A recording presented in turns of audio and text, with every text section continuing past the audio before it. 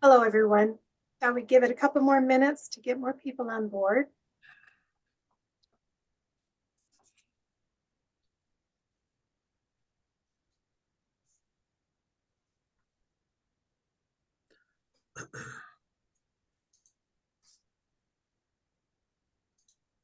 Well, we'll start off with me. I'm Catherine O'Hare, and I'm the Vice President and Chief Compliance Officer for MARR. And most of you know me and have seen me at your site reviews. We have a guest speaker today. She is with ECHO in Detroit and is going to be talking to you about some things that might be helpful for your agency. Is Kelly on here yet? Here she is.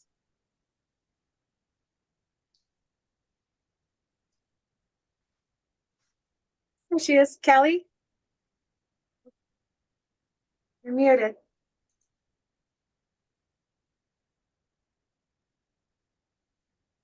Hello. There you go. Are we starting already or are we waiting for a sec? Sorry, I was late. Yeah, we'll wait a couple more seconds, I guess. Go ahead. Do you have any updates in the meantime? Yes. So, as Kathy mentioned, my name is Kelly Deeren, and I am the project coordinator for the RCAP program in Michigan, working on getting all of our certified operators up and going with the ARMS system and using the RCAP evaluations. Something that we spoke briefly about last month, which is something new, is that we have kind of changed the way we are asking our operators to use the system and giving you a little bit more of a customized choice. So you can choose to use the system in its entirety, or you can also choose to only complete the evaluations with your clients. The second option seems to be working a bit better for organizations that already have an electronic records in place for them. So it's not duplicating any of the items that they already have in their existing system. Something that is really important and why we minimally need to have these evaluations completed is because that's going to give us information to give to the state. The state does routinely log into our network and view information. Please keep in mind it's always de-identified. The only information that we're able to see is a reference number for individuals. So they do log in and review that information, ask questions at times to see how things are going. And if we come out with any ideas of things that we need or could use in the future to help everyone with services. So essentially, this month is going to be our first community of practice. We'll be holding that the fourth Wednesday of every month, and it's going to be at 3 p.m. If you haven't attended a community of practice before, it's essentially a support group for everyone that is onboarding into the system, using the system, so that individuals can share their own tips, tricks, things that they have found to be effective in their use of the system to help and support others that are doing the same. Everybody's in a different place in their onboarding of the system, how they're using the system. So we're really excited to be able to have these community of practices to not only support, but to also hear the good things that are coming. This next, as I mentioned, our first community of practice will be the fourth Wednesday of this month. Dr. David Best and Jessica Best are going to be there. So I'm really looking forward to having folks there to, if you weren't able to make it to the conference and see Dr. Best, just kind of listen to what he has to say in his own charming accent and answer any questions that you may have, concerns about the system, and things of that nature. Let me look and see real quick. I don't see Deb here yet. Another exciting thing that we have going on in Detroit right now is SHAR, specialized housing in Detroit. We're able to get a grant from the state of Michigan for $150,000. I'm gonna interrupt for 1 minute. It was ECHO, the RCO. That's their RCO is at SHAR. Oh, gotcha. Called ECHO. Gotcha. ECHO's Thank RCO. Yep. Thank you for correcting me on that. So we are just in the process of building a model. Very briefly, that looks like they have RCOs and they have treatment and they also have residential. So what they are going to be using that grant money for is outreach in the Rat Gap program. So in Region 7, if there's anyone in here on the meeting today that's in Region 7, the SHAR is going to be reaching out to all of the operators because they will be hiring someone for their organization that will be completing the evaluations for any operator in Region 7 who is unable to do so for themselves. And I think this is just a great example. Like when we meet, when we say that this is something mandatory, we meet with state representatives. Angie Smith Butterwork is who is administering the grant that SHAR received. There's money out there is what's always emphasized. We just kind of got to ask for it. So I think that this is a great example for all of us, including MARR, to learn from as far as kind of making it a community. So, having a contact in the RCO is going to be invaluable for the folks that are moving through treatment, residential, etc. This is just another added resource that they're going to be able to provide for the community to give us some great data to for the state to look at and use to all recovery residents benefit. If there are individuals in Region 7 who continue to wish to use the system as they are, that's completely fine as well. This is just meant to assist those that are unable to do it at this time. Let's see. I don't see, is Deb on yet the meeting? I was going to have her speak real quick, but I'm not sure if. I'm not seeing her on there. But this is when Deb's come on, she's going to talk about her program and what she did to apply for the grant and stuff. And ideally, this would be great if we could have something like this in each region for operators, especially for operators that find it difficult to complete the RECCAP system and they can't keep up on it. To have an RCO or another organization in your area where you can send your individuals, they can get that done, taken care of, because they shouldn't have to, not have assistance in the recovery capital because the operator is too busy or is not able to get this done. So it'd be nice if there was still a way in the organization, within the organization and the community, that they could still get this process done. Yeah, I see Deb is there. I just want to mention one other thing real quick before I introduce her. She was able to also find out about some transportation that's provided through Medicaid for this to assist in getting folks right to the center to be able to complete those. So not making it another item on the things of the list to do, but providing that transportation as well. So without further ado, I would like to introduce Deborah Garrett, and she'll just maybe give us some ins and outs of the grant that she was able to receive and how she is planning on this working for the organization. Welcome, Deb. Hi there. So briefly, we are a slash recovery residence slash recovery community center slash RCO in Detroit. I am with Echo Detroit. We are the recovery supports division of Share Inc. We operate out of a repurposed 3-story Detroit public school in Detroit. And we just received recovery support services grant from MDHHS.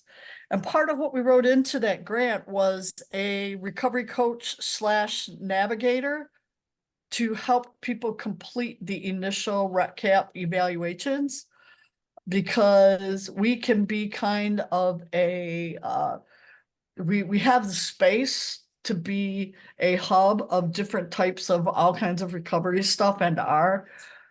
So we thought that we wrote that in to bring a recovery coach aboard to assist people with doing those initial evaluations. And as Kelly said, we're investigating putting some procedures in place to help folks get who have Medicaid, who are Medicaid eligible, to help get transportation either here to the recovery center, or if someone happens to be an operator and you have 3 or 4 different homes and you happen to have 4 or 5 admissions over the, let's say, 2 or 3 day period, we can have them come there and kind of do several people at one time.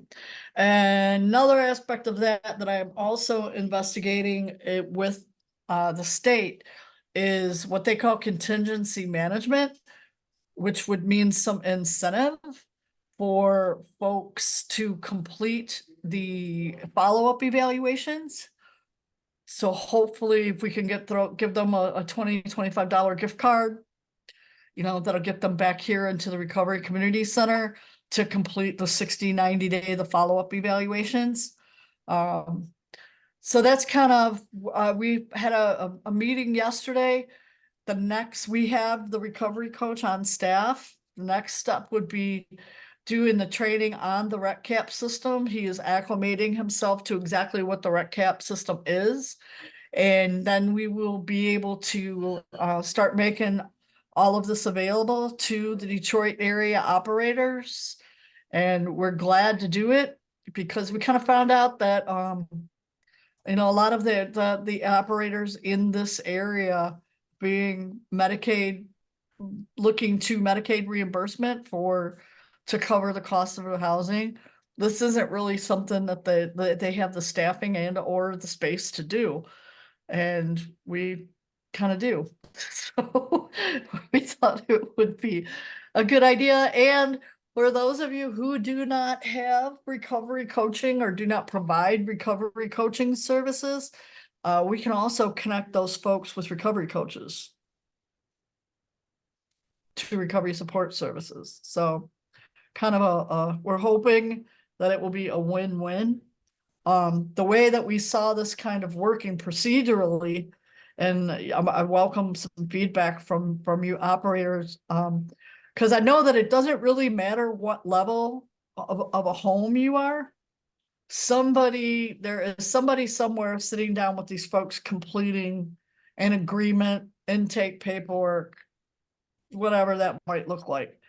So our thought was that if we could have somebody contact, I said yesterday, even if I have to print out business cards and give people a business card and say here, have them call this phone number and contact our navigator / recovery coach to set up an appointment. When the person is admitted, then we can set up an appointment within 72 hours. If they do need that Medicaid transportation, they can arrange the transportation within that 72-hour time frame. Is this going to be a cost for the operators in Wayne County? So this is free to the operators of recovery service that's available for their residents that live in their home. How about the gift card? I know they were doing that, I think, with GIPRA. There was some money set aside for places that had to do GIPRA just as like a way, a carrot. Say that. Yeah, I'm gonna bring people back. Does your grant include that as well?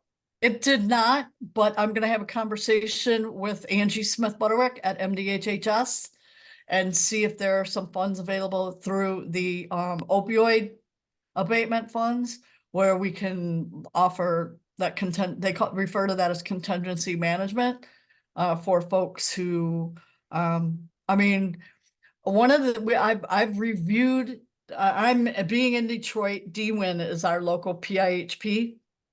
And I have reviewed their paperwork, what they consider contingency management. And it's all treatment based. It's all, how many negative drug screens did you have? How many outpatient sessions, all of that kind of stuff. And I'm, you know me, I'm a huge advocate for starting to steer some of that towards recovery supports. Right? And rewarding people for not only that, but the recovery supports completing, continuing to support their recovery with stuff like that.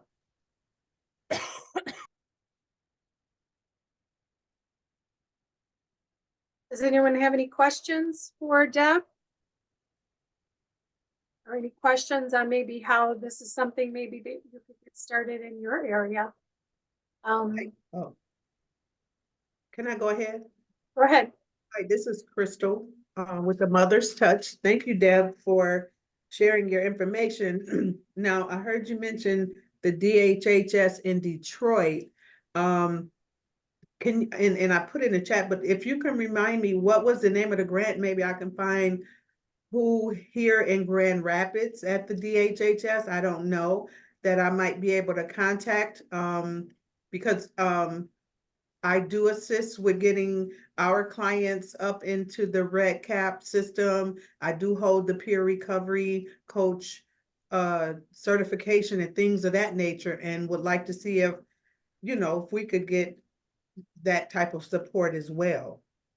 Okay. Well, yeah, Deb also, they're bringing everybody in from the Detroit area. She's not just doing her residents that come there to share house. Right. It's Correct. open to that whole community in that Yep. PIHP region. Something is to that- keep in mind really quick as well, if I can interject really quickly, is that we have been told time and again by the state that there are funds out there. So while it may not look like what exactly Detroit is doing now, please don't let that hinder you from approaching your PHP and asking for funds to hire a peer navigator. They know what it is. The state has, purchased the program, and they have mandated that we do implement it in our programs. And I cannot be any more strongly encouraging than to just say, please, if you're interested in hiring someone, if you don't have staff at this time, please approach your PHP. Let them know what you're doing. Let them know, at least 3 organizations have been given funds right now to accommodate their need for staffing. And it's definitely worth a shot, because like I said, we've heard more than once that there are funds out there. They just need to be asked for. Yeah. This particular grant that we applied for was for recovery community organizations. It was to provide recovery support services as a recovery community organization. And it just happened as we were writing this that we wrote 2 positions in there, and one of them was the part-time contractual Rec Cap navigator. The other one was an outreach specialist to do community events and RCO typey stuff. So that was how we got the position funded. But it's never hurts to ask.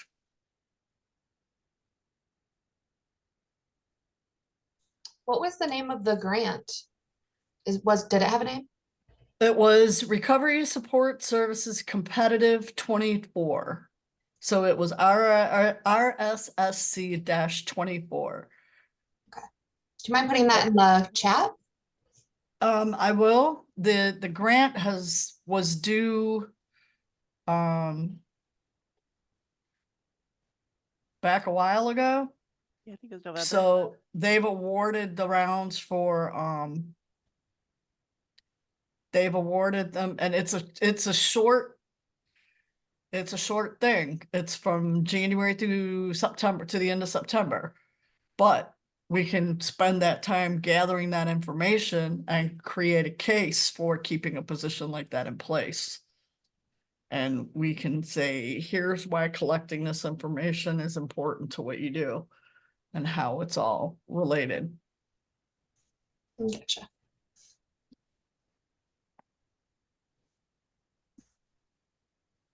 Kelly, can you also put in the chat just a little bit of information about that community of practice meeting that you talked about? I can. Just so we can keep track of the topics. Does anyone have any questions for Deb? on anything, maybe how you can get this started in your area. Thank you, Crystal, for reaching out, and Kelly's correct. Any kind of assistance you need with your organization or wanting to grow, always reach out to your local community mental health agency or PIHP, because there's money in there for them to spend. If they don't use it, they got to send it back too. So if you don't ask, you're not going to get it, for sure. So appreciate that.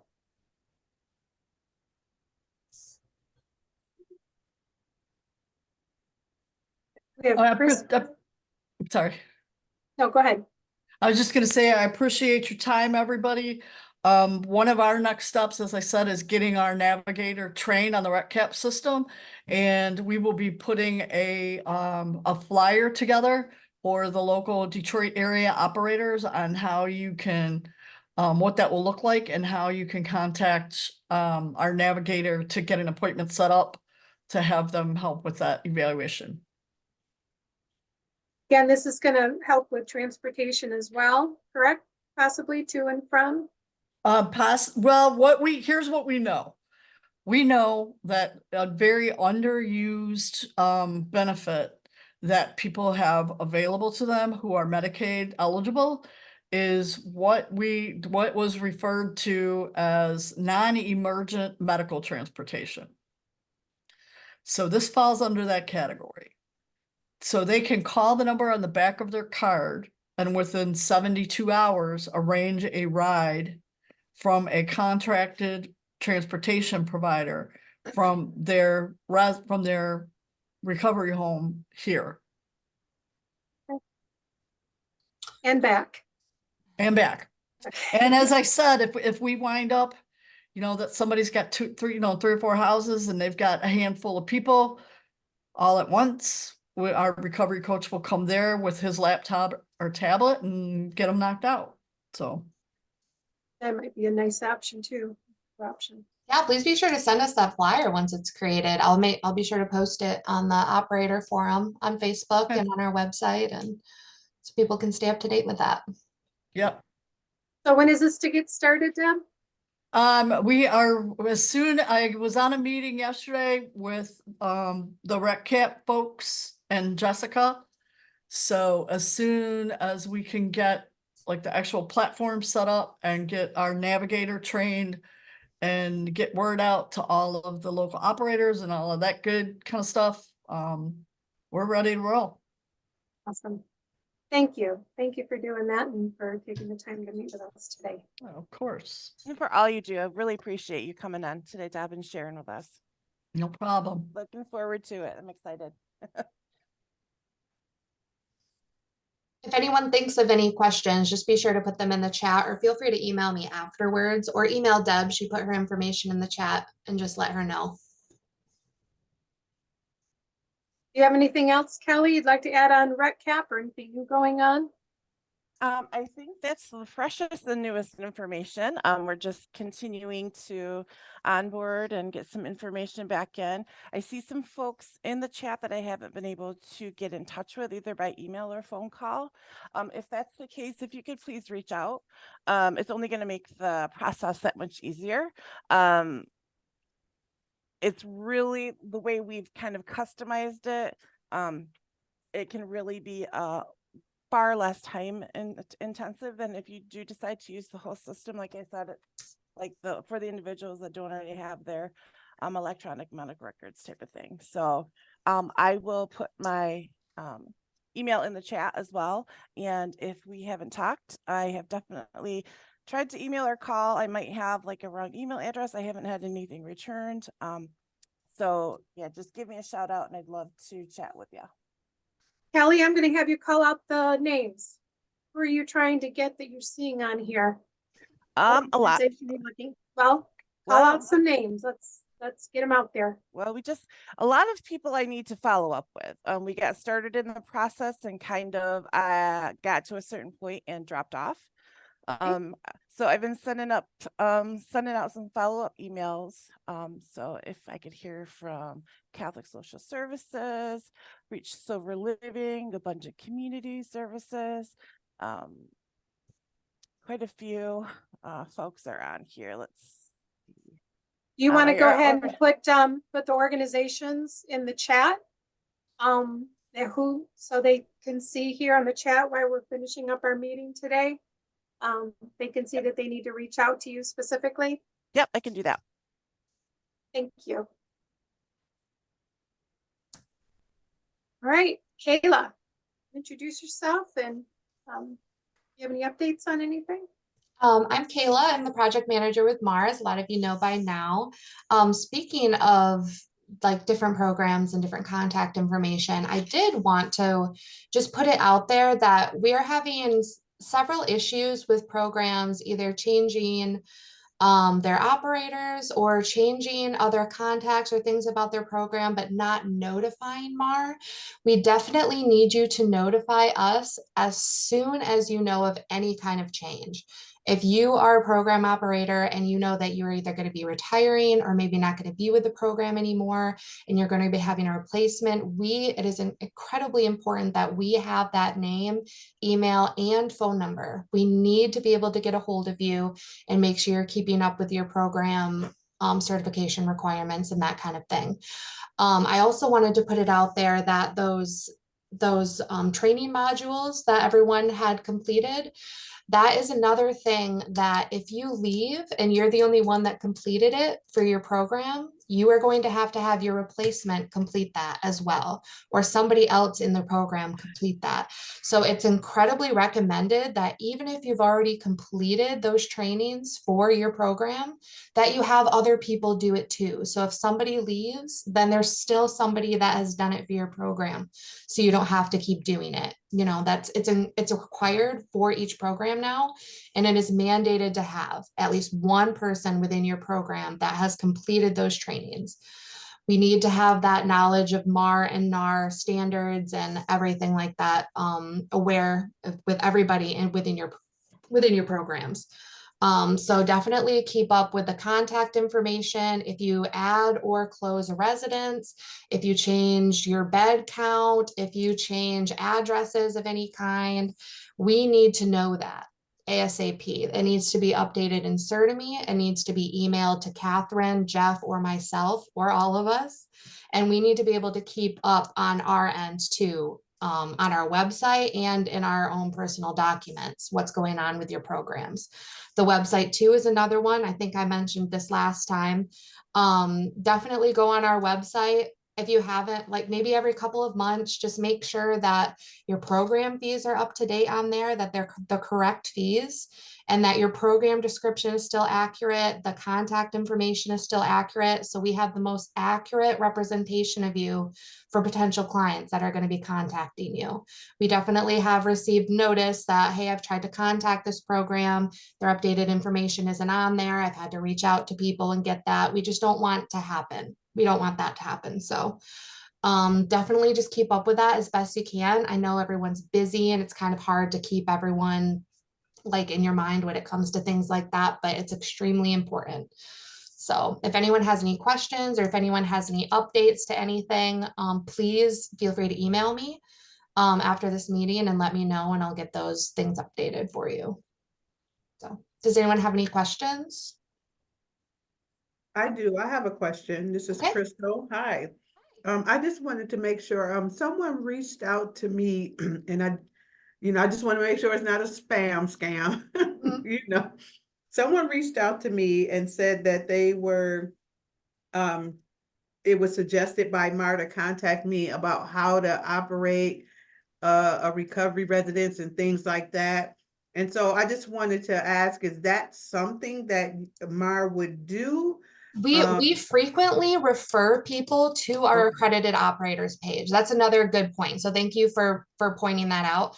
We Yeah. have a lot of new operators or people that want to start recovery residences or are unfamiliar with the process, that want to reach out to other operators that have gone through the process already, that can give them some good information. So we do refer people to you guys. So it's not going to be spam, most likely.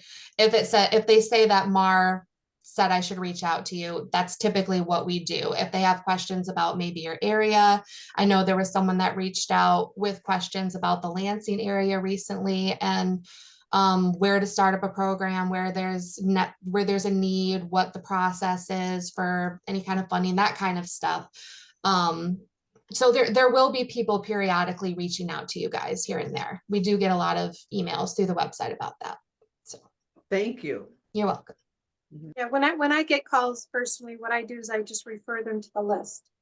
I don't refer them to a specific operator, Correct. Yeah. unless I've already talked to that specific operator about something like that. But otherwise, I just refer them to the list and tell them to go to the county that they're interested in possibly starting a home up in, and reach out, because there's no sense in recreating the wheel, right? You guys are already doing it, you're certified, and the more, and you can't look at it as competition either. I mean, we need thousands more homes that are doing what they're supposed to do. We've got thousands of people that need help, and they need recovery services in every community. So if you do get a call and you can share some words of wisdom with people and guide them in the right direction, that's great. That's just going to be helpful and put another valuable operator on the website. So Yeah, there's some counties that only have one or none of you operators in it. So maybe you're the only contact on our website for that county. So maybe you're going to be the one that people connect with and try to figure out the area and what to do and ask questions and things like that. So yeah, it's very important and incredibly helpful for us and for the people that are trying to start in the path that you guys have. So great. Anything else going on, Kayla? nope, those are the only things I really wanted to touch on. Okay. Wally, do you have any updates? Yeah, I'm Wally Slatinsky. I'm do outreach for MARR. This is very preliminary. You'll be hearing a lot more about it in the next month or so. And in fact, I believe in the meeting in February, we have people from the Fletcher group that are going to be coming on to help explain what we're doing and why we're doing it.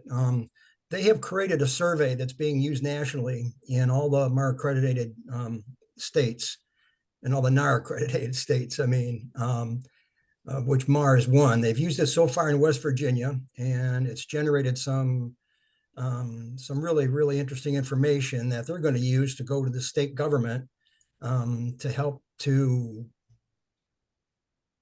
bolster their argument for increasing funding for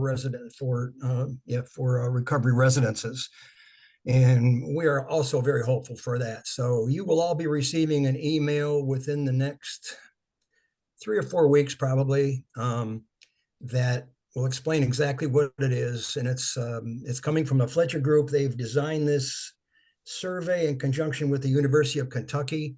And like I said, it's being offered throughout all NAR affiliates throughout the country. Anyway, the email will explain exactly what it is, and it's a very short survey. It's called the Financial Landscape Survey, and I think what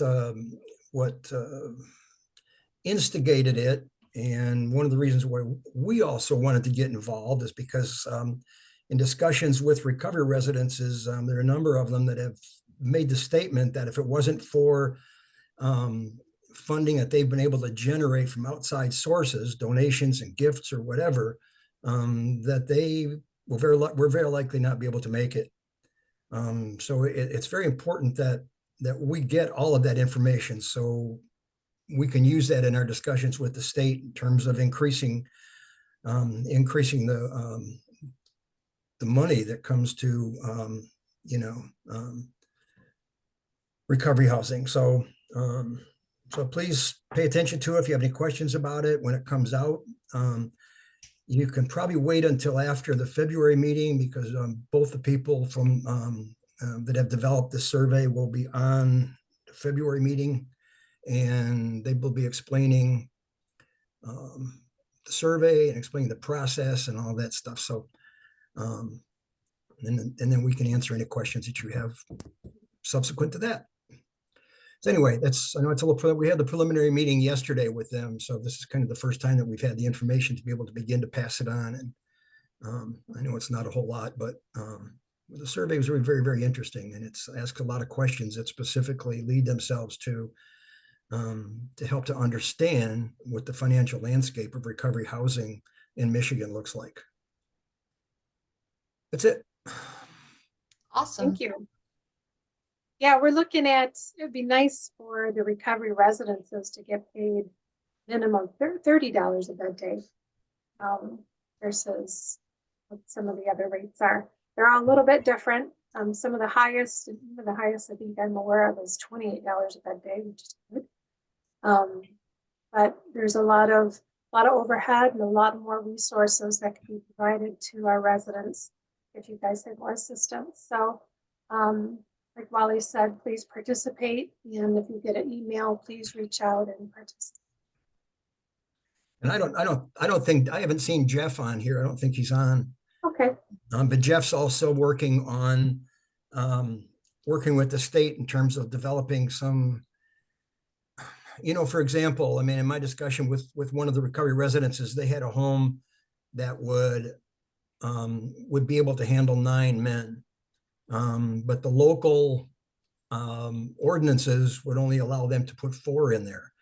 So the point being that, they're running a 9-bed house with only 4 people, and financially it doesn't make any sense. So Jeff is working on that whole side of it to try and bring a consistent level of approvals and stuff like that across the whole state. So anyway, hope those things really come to fruition, and very, very important stuff. Now, my understanding was somebody reached out to Jeff from California, and they heard him speak when he was out of state, and they had reached out to him and asked if he would be a part of creating something for zoning. So the zoning is all over the country, and zoning recognizes AFC homes and other facilities like that, but they don't recognize recovery residences. And what this would do is it would put recovery residences on the same page as, they need to be recognized and they need to be allowed. So by assisting with this, it's going to change everything for everybody. Zoning they're going to have to recognize recovery residences, and that's going to open up a lot of doors. So he's in the process of working on this, and we're hoping in the next few months, we're not sure how long it's going to take to change everything, but to get recovery residences on the zoning, so every community has to recognize them as a recovery resident, is going to be huge. So we will share more information as we get that. Yep. Thank you very much. Does anyone have any questions for Wally? Or anything else we've talked about so far? No? One thing I wanted to talk about is when I've been doing this since 2013, doing site reviews and stuff, but when I started and having the education from MARR and stuff, the idea of recovery residence is single family housing. There was a way to distinguish treatment and recovery housing. And the idea was it was going to be like a single family home or home unit with a living room and, just, kitchen, like what you have. And, but what I found over the years, especially going to Detroit areas when I noticed a bigger change, is there's larger facilities. You're providing the service, but it is more institutional, but you're still providing the service and stuff. The building is just different. Or there's apartments, maybe you have several apartments in a building, or you have duplexes. And so there's more than one face to a recovery residence. What we want to do is help individuals when they're looking for a recovery residence. Sometimes family members, they go to the MARR site and they're looking for recovery residences in a certain area. Maybe they want a single family home facility versus having a large, more dorm style facility, So what we're going to do is we're actually going to, by each organization, we're going to have a code. So like if you have an A by your organization, for example, that means you're a single family. Let me look up here what we're going to write. A single family dwelling or duplex. There's typically a yard with the houses, and there's typically 4 to 12 individuals living in an environment like that. If we put B, B is going to be apartments.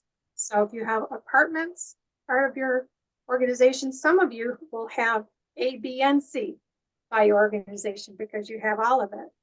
So B is apartments, smaller living environment, typically 2 to 4 individuals per dwelling, roughly.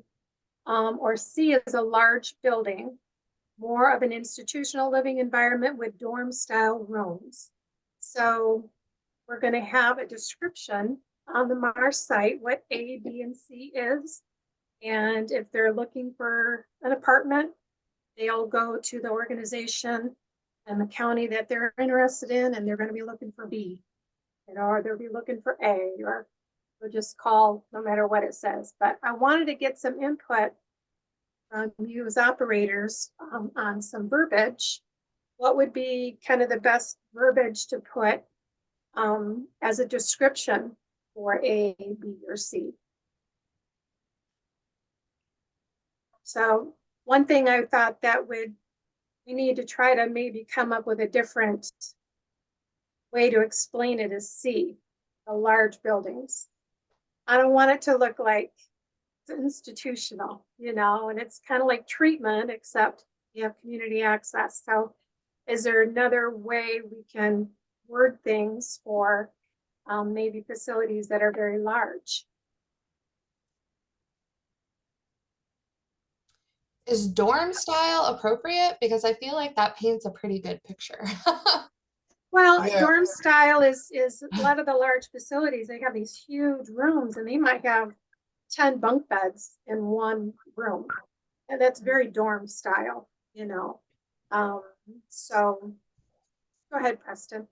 Yeah, that was the direction I was going. Is I've always liked the describing it as like A, where it's a single family home with 4 to 12 or whatever range we put that as. Is I've always liked using the verbiage of family style living. Whereas when you get into the larger ones, I've always described those as dormitory style living. And so I think that's good verbiage to use. The apartment ones where you just have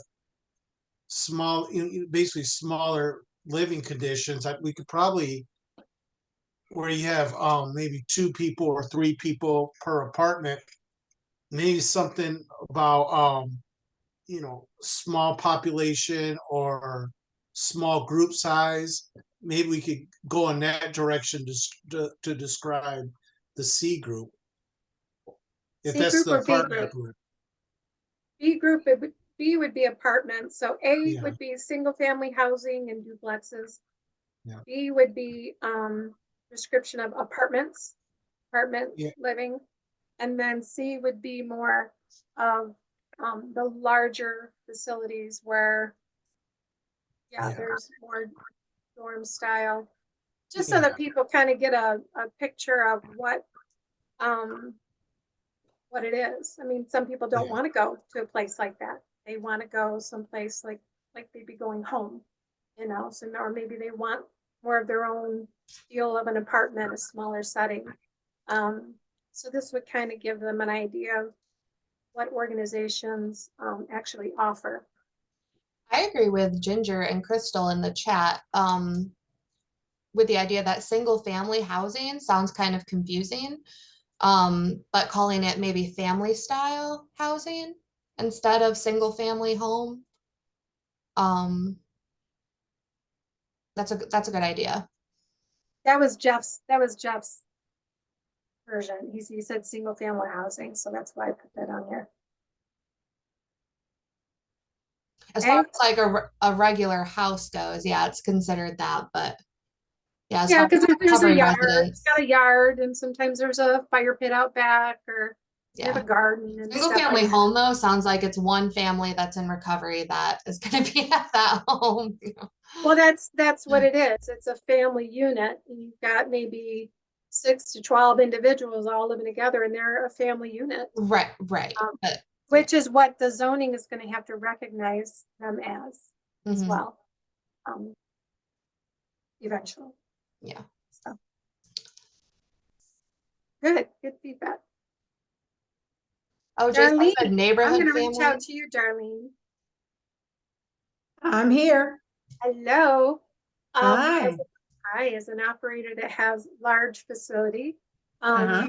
what's some of your feedback on what's a good way to describe a larger facility that can kind of make it warm and fuzzy like a home? Well, right I now, don't, I one don't of the know if it's ones, possible, but I just, what, right. Well, right now, one of the ones that we're trying to add on now is a house. It's one of those huge houses, if you're familiar with Detroit on East Grand Boulevard. So Okay. I believe it's about 13 rooms. What we're running into is a lot of our ladies with children can't find housing. It's just, it's not there. So we're looking at taking that one and making that into women and children. It's going to be for single women, but if it's a woman that has children and she can't find any place else to live, we would like to help her. Then Nice. another one of our facilities is on West Chicago. And we're talking about taking a floor in which they'll have their own individual room. Again, it's women and women with children. This is a women's site anyway, so it's just more appropriate to keep them all together and what have you and stuff. Because again, we are just catching it with women and children. So we Right. want to make sure we have something available for them. And then the Oasis one, the one that we're already approved for, that's only for men.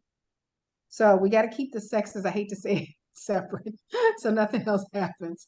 But both of them, the new ones that we're trying to add on, they're really nice.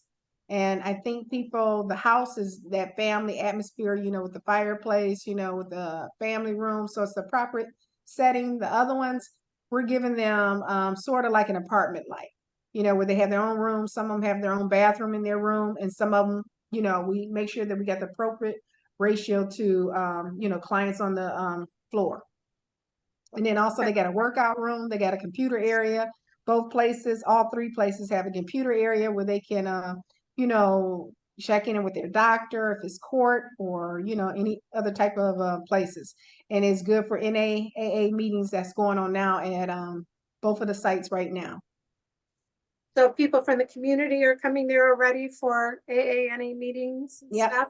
Is there a Yep. community kitchen then that's just specifically for the people that live It's there? Or do they specifically have, for the people that live there. It's specifically for the people that live there. They So don't have- all 3 meals. not in their own apartment? No, we don't have that in the rooms because with that, even with someone having a hot plate, people have caught the place on fire, all that kind of stuff. So we do all the cooking and everything, but it may be a microwave, for something that you need to, warm up or something like that, but no cooking. But they have everything there you can think of. They actually have it all there. Laundry, somebody will do their laundry for them. Not at the house. At the house, they'll do their own. But at the large facility, then someone will do their laundry, that kind of stuff. So they have community access to find work and stuff like that, and that's their Yep. expectation. Yeah. What about childcare? What about childcare? Childcare, we can probably work with D-Win on childcare to help them because if they're a women's specialty, which most of them will be, we can probably pay for that. That's a huge part right there that I haven't seen is there's a lot of big reason why a lot of women don't go and get the help that they need is because I have my kids. What am I going to do? I don't want them taking my kids from me. But then most of the facilities that I'm aware of that allow women and children, so women specialized, Yep. when the women leave to go find work, they need to take their children with them. They're not allowed to leave them there. You can't leave them with other residents in the home. You can't just close the door. I mean, like who's keeping an eye on that? How do you know that somebody left and they left their baby in the crib or something? So, I mean, but there's no facility that I'm aware of that actually has some kind of a child care system in place for them so that they Well, can. Is that what Well, you're doing? for us, we have a women's specialty residential program in which we have a child care specialist that works with them. But, you know, during the day, the kids do go to child care. So we do Okay. have buses that come pick them up, what Okay. have you. Any kids that's in school, we try to make sure that we connect them with either the school that's in their district or a new one at our facility, you know, around our area. Most of them like to go to the school that the kid is already familiar with, so we have to do that coordination to make sure that they get to the right school at the right time. All right. So no, so it works out for us because we are one of what, 2 or 3 in the state that provide services for women and children. But You know, there's us, Sacred there's Heart. several women several women's specialties Mhm, in the state. Not as many as we need, that's for sure. mhm. I'm so glad that you're doing that. So for a C, for a larger facility, then what's a good sentence maybe to put about an explanation about what that building is? So if a family member is looking for a place for their daughter, Mhm. you're going to see C by your name, and it's going to be, what does that mean? So for Jason said us, estate style family living. Is that for A or for C? Estate style family living. Estate, does well, that mean huge? this one is huge. It is huge, and we're designating Oh, a he said C. floor. Okay. So we're designating a floor to, you know, women, single women or single women with children. So we're designating a whole floor at one site. Then one site is a family like home atmosphere. So it's like a baby mansion. Hmm. Yeah, Jason put C in the chat. So he estate style family living is his idea for C. Okay. What? Or more generic would be large population. Right. But I find that, I mean, yeah, obviously the name is important, but I think what's equally as important is maybe a generalized, because you know, so many people have so many ways of interpreting names Mhm. that a generalized title would probably be sufficient, and Mhm. probably what's as Give different important, if not examples more of it. important, is the description of the title. You know, Right. Yeah, we as long would as put we the have description. appropriate descriptions of wherever title we use, I think we're gonna be good. Yeah. There'll be a key that goes along with Yeah. that whole idea that explains what each of them are, for sure.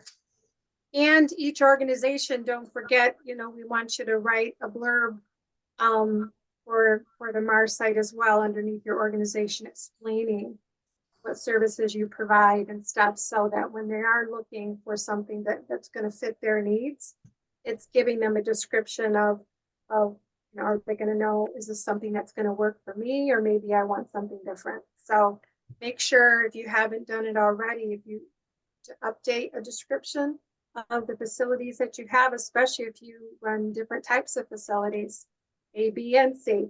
You know, you might want to give a little description on each thing that you provide.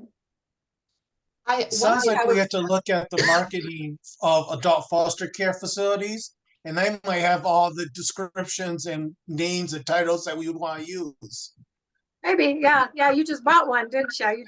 This was an adult foster care. I think there's a couple others too that were adult foster care facilities at one point. And Yeah.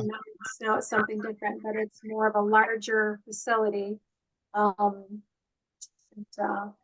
mean, their marketing material, the marketing material from different adult foster care centers right. might have different titles and ways of describing things that we could be inspired by. That's a good Might, idea. I don't know, there's might be some industry norms of how you describe these kind of things. One thought about family style, will it confuse people who have children that are looking for a home that accepts their children also? Calling It it could, a but family there's style also, living environment, they're gonna but there's expect. also, if they accept women, it's WS, which is women specialized. And if Right. they accept children, if it doesn't say it's specialized, then there's no children. And we can do our part and explain that more on the MARR site as well. If you see WS, it means women with children. Mhm. are accepted. If you don't see specialized, then children aren't. And also, we can put that in our description as well. Correct. That Yeah, would be, that's true. yeah, that would be good. Good feedback on that. Anybody else have any suggestions? Well, I just have a quick question, just on the specialized, if I may, Who is this? Crystal. Oh, Krista, okay? Yes, okay, in hearing that, so we have women and children as well. Was there something more needed to be considered specialized? Was there someone, other, I don't know, I want to say credentials, but no, you are women's specialty. Just having Okay. women and children, that means women's specialty. Okay, Yeah, so you And are. you have a contract, correct, Crystal? That you had a contract with Network 180 yep, with Network 180, yes. as a woman specialized. I'm gonna double check that. Yes, you should, because there's different types of funding available for Yeah, women specialized. It's very much needed. There's additional grants, grant opportunities, that kind of stuff. So again, I love the conversation we had in the beginning with Kelly and with Deb Garrett. And they're absolutely correct. If you're connected already with a community mental health agency or a PIHP and you have a contract, reach out to them and say, hey, these are our needs. This is what we need to function, and we'll provide this, this, and this, and let them know. Because if you don't ask for it, you're not going to get it for sure, right? So, and all they can do is say no, and but there might be something available, and maybe it's under a different name or something. So you can be a little bit more creative on how you reach out and ask for the funding. So awesome. Catherine, I want to add something if I may. You may. Not to this, but I want to reinforce what Kayla had talked about earlier, and I feel like all the operators need to take some responsibility for making sure that the information that's on the website, on our website, on the MARR website, is correct. And I say that because I've had the opportunity to be able to refer about 5 people into recovery residents in different parts of the state within the past 2 months or so, and I refer them to our website to look to see what's there, because I can't make a personal recommendation to anybody because MARR cannot do that. So I refer them to the website, and they go and they see what's available in the area where they want to be, or where they live, whatever. It is used, it's utilized, and people do go there and look at the information that you have made available on our website. So just please make sure it's accurate and that it does express everything that you want other people to know. That's true, because I've heard from people in the past too. Well, I've reached out to different ones and no one's calling me back, or maybe the number was disconnected or something. So they're not just going to wait. They're just going to go to the next person on the list, the next organization. So so things change all the time, like Kayla was saying too. So just make sure you have access to it at any time. Make sure that the phone numbers are up to date. Make sure their emails are up to date. If somebody has left, somebody new came in, make sure their email and phone number is on there. Or maybe put 2 names and numbers just in case that person isn't responding. They can contact you or somebody else. So if they have another person to reach out to. So I'm also not perfect and have a million things to update on my end too. So I could forget the website. So getting a reminder is definitely always helpful. So I do the same thing. We got a couple minutes left. Does anybody have anything that they'd like to share? or any other questions? I just want to real quick say thank you to those that have responded in the chat. I've been sending some direct messages to folks. So if you haven't had a chance to get back with me, shoot me an email. If you get an email for me, please respond, or a phone call. Please respond. It could be as simple as we get together and talk about what your organization is and how we can help with the RCAP system. So I just wanted to say thank you for the folks that have reached out already. I really appreciate it. Thank you. And I forgot to, Building Men for Life is the operator of the month. They've made a lot of changes over the years and improved quite a bit. They're one of the first operators, 2013, that got certified. And they now have an RCO as well in Holland. So congratulations, building. and Compliance. Thank you, everybody, for attending. I appreciate it. Please feel free to reach out to us at any time with any questions or concerns. And if you can't attend these meetings at any time, please remember to go to the MARR website, look on YouTube, and you can see it, like you'll see this one later tonight, and catch up on any others that you have missed in the past. So, And anybody, I think I looked, Crystal wanted to talk to me or anything like that.